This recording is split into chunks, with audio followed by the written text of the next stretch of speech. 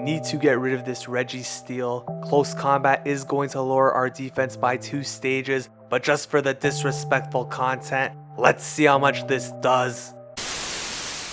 What is going on, everyone? Ox here with another video. If you're new to the channel, we do upload Pokemon Go content mostly related to PvP, and if you're a returning subscriber like Brett Collins, thank you for the support. In today's video, we are taking a look at some battles in the Open Great League featuring Staraptor with its new Community Day exclusive move, Gust. Gust is going to be a 4-turn move. It has the exact same stats as Confusion, and I personally think it's a very welcome addition to Staraptor because it does give Staraptor the potential to actually do some fast move damage, and with moves like Brave Bird and Close Combat lowering the defense, I think Gust is going to be very useful on a glassy Pokemon like this. Now, the team being used in this video is not recommended. When we take a look at the ratings on PvPoke, there is going to be a lot of weaknesses. What stands out right away is the double weakness to ice, and this team has pretty much no answer to Walrein. If that's not bad enough already, this team also has no real answer to flying types, so you want to stay very far away from this team. And after this set, I stopped using it.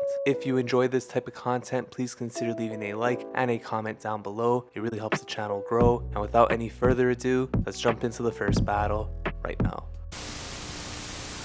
In case you did skip the intro, let me make this point one last time. Pretty much no answer to ice types, no real answer to flying types. This team is going to run into a lot of issues, and I will admit I did not spend any time on PvPoke when building this team. This set was a one and done. If I were to do 10 sets with this team, I would likely go negative in 9 out of those 10 sets, and I know for a fact this will be a losing team in the long run. And jumping into this first battle, we see right away why this team is so bad. We have no answer for Altaria. As a result, we are going to be forced to shield up this sky attack. I actually did not even build up to the Brave Bird. That, in my opinion, is a mistake. Just banking on them not knowing the counts, hoping to get this shield and then swap out into the Whiscash. The opponent is choosing to stay in this matchup. I'm hoping they actually let me get to the Blizzard, and this is either going to take out the Altaria or get the second shield. They decide to let it go down, coming in with the Swampert. Just going to throw this Mud Bomb right here, looking to wait out my switch timer and then come in with the Trevenant once this Whiscash goes down. Now, once we do bring in the Trevenant, I would expect the opponent to swap out. However, if they do stay in for whatever reason, I will look to hold off from throwing any seed bombs at this Swampert, especially if they are only going to be throwing Hydro Cannons. I will look to farm maximum energy here with the Trevenant. Eventually, the opponent actually is going to swap out into a Registeel. We are going to throw the Shadow Ball right here, which actually forces the final shield. That sets up for Staraptor to come in, and we are going to outpace to this close combat. Incoming massive super effective damage.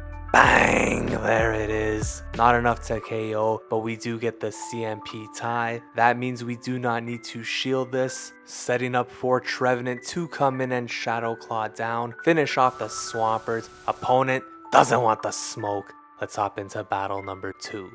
So a pretty tough lead in battle number 1, and things don't get much easier here in battle number 2 with an Azumarill in the lead. Going to stay in this matchup, shield up the first Ice Beam, look to throw a Brave Bird, and then swap out into Whiscash. You could see these Gusts are actually doing a bunch of damage to a bulky Pokemon like Azumarill, so Gust definitely is a very strong move. Whiscash now comes in. The opponent is choosing to stay in this matchup for the time being. The ideal scenario would be for Whiscash to lure out a grass type, setting up for Trevenant to come back in and Gust all the way down. That would put Staraptor in a very advantageous position with energy and access to Brave Bird and Close Combat. The opponent finally swaps out into Sableye. We were able to build up to a Blizzard that deals big damage, not able to get off this Mud Bomb, but hopefully now Staraptor could come in and Gust down before another foul play is reached. Azumarill will come back in. This Ice Beam will force our final shield. Pretty much add a Brave Bird and we swap out into Trevenant. Opponent staying in, so we are going for the very aggressive Shadow Claw down. And it's a Marowak in the back. No need to bait. Call this checkmate. Bang! There it is. Marowak going down faster than crypto prices. Even if they shield up the Shadow Ball, Staraptor would take them out. Calling the Seed Bomb bait was their only potential win con. 2-0, let's hop into battle number 3. And what would a Staraptor video be without a Trevenant lead? Opponent swaps out to Stunfisk, and here comes the Whiscash. At this point in the battle, we may as well all welcome the opponent to hard counter City, Population, you.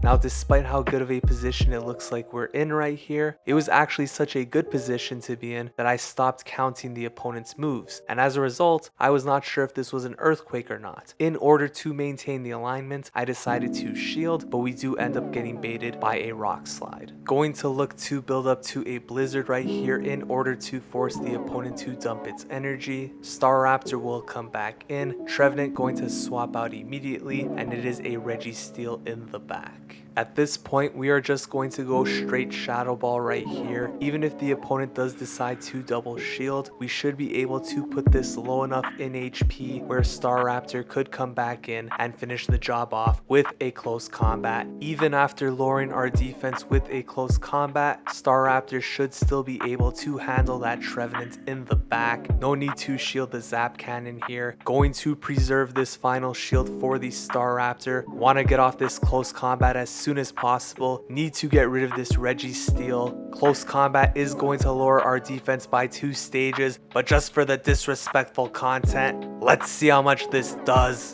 Going for that one shield flex, Seed Bomb dealing a lot of damage. And as pathetic as it sounds, if we were a Shadow Staraptor, I think that would have probably taken us out. So just goes to show you how glassy Staraptor is. But just like Manchester United in the preseason, we are fooling people into thinking this team is good with a 3-0 start.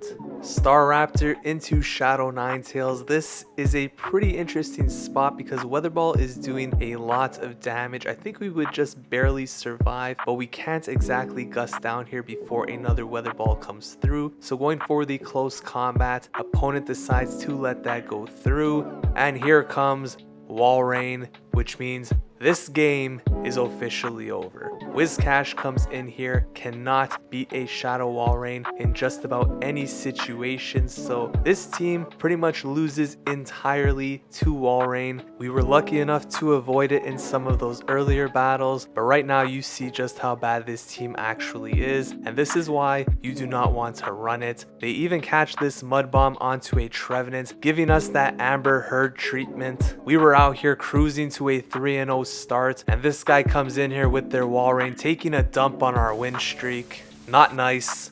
Let's hop into battle number 5. So let's see if we could salvage the 4-1 set with this meme team. Staraptor into Nidoqueen. We have already greatly outperformed any expectations with this team. Tried to catch a Poison Fang onto the Whiscash. We failed. That Nidoqueen exits with a lot of energy stored. Going for the Blizzard here on the Medicham. They let that go through. Unfortunately, even with landing the Blizzard, Medicham could win this without investing a single shield. So we are going to put it very low, but Medicham is going to take us out. I'm pretty sure they're at a move, but I decided to come in with the Trevenant. Maybe they wait to see what comes in first, and we're able to take it down with the Shadow Claw. That's huge. Lickitung in the back. Staraptor is going to lure back out the Nidoqueen. At this point, I'm going to double shield and Gust all the way down. Close combat will not be enough to one-shot Lickitung, however it should force both of the opponent's shields, and even with our defense being lowered by 4 stages at this point, it would still be risky for Lickitung to attempt to take us out using only fast moves. As a result, this game is going to come down to Trevenant